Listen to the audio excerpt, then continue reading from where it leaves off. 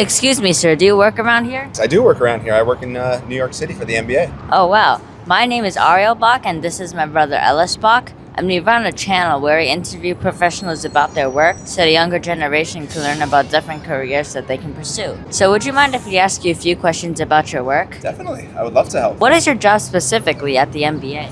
So what I do is I work in content at the NBA. I oversee all of content publishing and content planning for the NBA. So what that looks like is, from day-to-day publishing that goes on at NBA social channels, all through content ideation, organizing, distribution.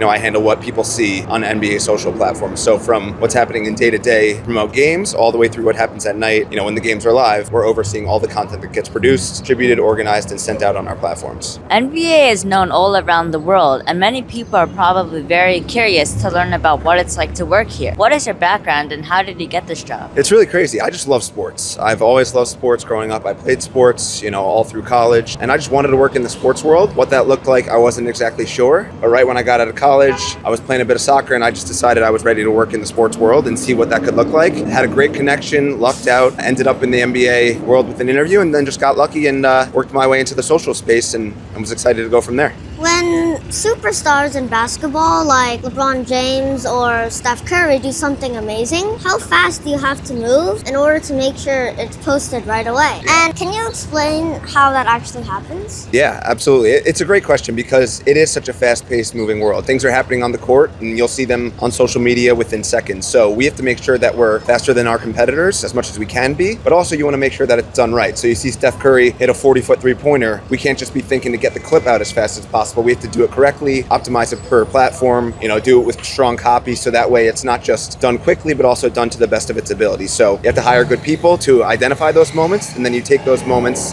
and make sure they're being executed properly and showing up across platforms so people are really loving the content they're seeing. They're not just seeing it done in a halfway where people aren't really drawn to what's being posted. With millions of followers and multiple social media platforms, even a single typo can be seen by the entire world. How do you handle the pressure of being the voice of such an international organization? Well, it's pressure, but it's also like a really special, great responsibility that we have, right? We're lucky that we get to work in a content space that we love. I love sports. I'm happy to be working in the job that I do. But then also you take on the millions of followers that you have and you just want to produce the best product as possible. The same way that our players produce an incredible product on the floor, we want to follow that up, give them their due, and do the same within our content. So again, we hire good people. We hope they have a strong written background, a strong editorial background to then create the copy, check it over once, twice, 3 times, triple check their work, and then put it out on our platforms. And then from there, you got to trust yourself, trust your ability, and make sure that you're doing it so that it's showing up in, it's strong written work for people to see and that there's no typos. We're seeing much more AI and augmented reality in sports every day. So how do you think the way we watch and interact with the NBA will change in the future?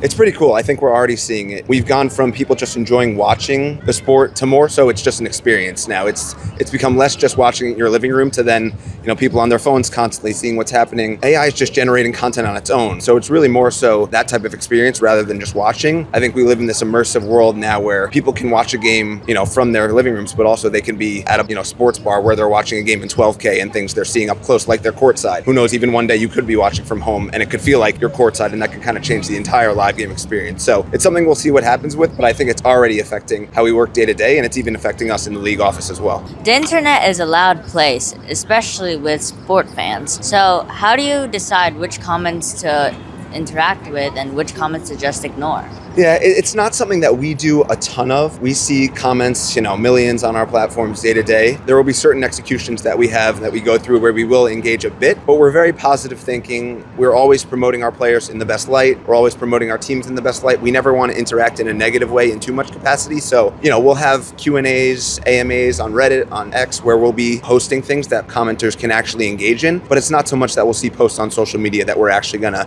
go back and forth with fans on. It's more so to just keep that positive light and keep ourselves in a good space as the NBA. So for our viewers who love the NBA but won't be pro players, Yeah. what would you say are some jobs in the NBA that they probably don't know about that they could pursue? Yeah, it's amazing. Obviously, there's only 450 players that are actually in the NBA at the highest level, so it's not something that we can all aspire to play in the NBA. But with that, between the league office, between 30 teams, between tons of jobs within all of the different organizations, even the G League, there are tons of jobs that people can get into. You know, in our league office, we have a communications department, a marketing department, a media department, legal, finance. There's just a whole lot that, you know, people that love sports like you and I, we can get into just different things. Like I said, I never knew I wanted to work in social media. It's just kind of where the path led me. And then from there, you kind of take things on and get excited about different areas. And we have people that work day to day in player management and basketball operations. There's just so many different fields within the NBA. It's a lot to be excited about. So I would just say to younger people out there, don't be held back by thinking that you can't be in the NBA. There's a ton of different ways to actually be part of it in different, you know, spaces. Wow, thank you so much for your time. No problem. Thank you. Awesome. Great to meet you guys. Thank you. Thank you.